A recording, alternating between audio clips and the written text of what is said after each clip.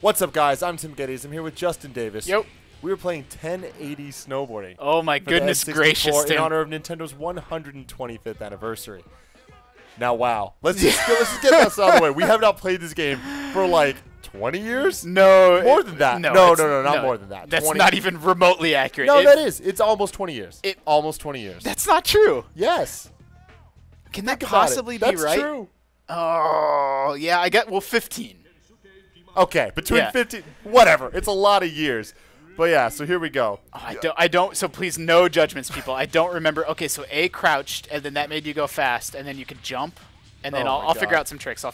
So you were saying right before we started this that in your head, this game is beautiful. Yeah, that's what, like, in my mind, this is, like, one of the best-looking video games ever. And now that I actually play it, like, at least the frame rate's solid. Like, we played Banjo-Kazooie earlier, and it aged even worse than this. This at least feels sort of fast. This is so funny because it's like N64 had such a specific look to it where everything's kind of like flat or circular. Yep.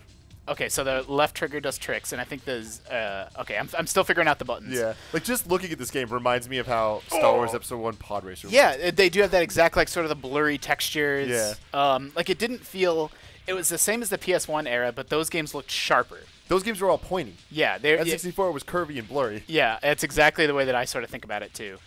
So funny. My enduring memory of 1080 snowboarding is just wrecking my hands trying to actually do 1080s on the half pipe. Like, it was so hard because I think you had to physically spin the analog stick 3 times. Man, that is N64 games were brutal with that. Having to spin the damn stick and like break your palm. Yeah, Mario Party was really all about that too. So my memory for this game is a little different than that. Uh-huh. For me, this is the game that taught me what handicap means in video games. Because I remember there was the setting you had to choose, and I was like, what does this mean? Like, I don't want to be a handicapped snowboarder. And then I remember, like, my mom had to explain to me. Like, okay. She figured it out somehow. That's awesome. But, yeah. So it's worth pointing out that we are actually playing on an N64. This isn't emulated. We're not playing on a Wii or anything like that. We figured out how to get an N64 set up, and so that's why this, our capture settings aren't screwed up or anything like that. This is just how these games looked. Yeah, they were just blurry. They're not. What's crazy about this is like this game's not on Virtual Console. Like the only way to play this is. Like, legitly, is through N64. Yep. Like, the actual cards. Yeah, like, this is not a game that they did release a sequel on the GameCube. They did. I didn't enjoy it that much. No. I mean, it's fine. It's a totally, like, fine, okay. reasonable snowboarding game. But, like, by then, SSX and some of these other games were out. This is so 90s. Like, everything about this is amazing. We got to get Dion Blaster. This was pre-Tony Hawk, you know? Yeah. So, like, this was a kind of, like, the beginning of the whole extreme sports craze. It might have been around the same time. I actually don't have the years in front of me to remember. God, I don't remember how to do tricks at all. This might be a disaster. I know that, so you can jump and then, I like how he looks like he's riding it like the Silver Surfer would ride a surfboard. Yeah, that's actually super true. And then there's these weird shortcuts over here. Yeah. Oh, that's right. And you could do the first-person camera. Because this is great. In trick mode. And then you get more time.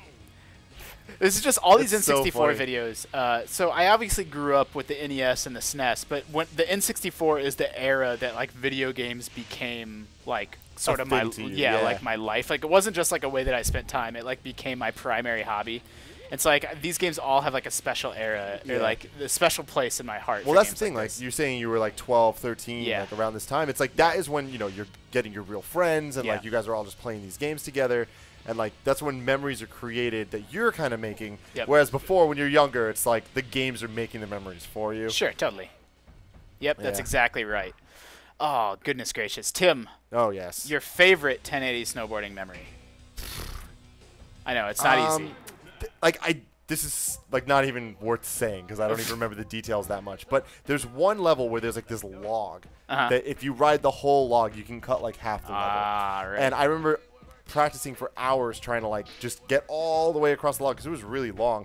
Never did it. You just never got it. That log was like 1080's boss fight. Yeah, and I never actually owned this game. I rented it from Blockbuster, and I rented it probably 5 or 6 times. You know, there's those games that you just keep going back to. You should have just bought, but yeah, it's like by the time you actually did the math of like how much money you spent, you're like you probably should have just bought the game. Yeah, but there's also something special about those Blockbuster rentals where it's like you only have 3 or 4 days to play. And so it's like you have to binge. My favorite memory is me and my friends were so bored. Like, we just played and played and played the game. We'd done every single thing there was to do, raced each other on every single track. And so we would flip ourselves, like our physical bodies, upside down to play the game upside down and see if we could race. See, and that's the fun of video games, is coming up with these dumb challenges that aren't even in the game just to, like, try different things. And see, that's a real handicap right there. Playing upside down. Oh, man. Okay, let's see. I know. Look at how fog, like that fog too. Yeah, I like this. It's weird how much it reminds me of pod racing. Like it's so similar. And like I'm sure at the time they came out, you would have never made that connection. Yeah, exactly. But it's like, oh my god, this is a snowboarding game. This is in the desert. You're crazy. Look at that. Oh, look at that N64 logo. That's great. Tim, we have a lot more N64 and oh god, now I'm stuck in the damn wall. We have a lot more Nintendo commentaries coming up. So yeah, everyone stay tuned to IGN for all of those, and let us know in the comments what your favorite 1080 memory is. For all Nintendo needs, stay tuned to IGN.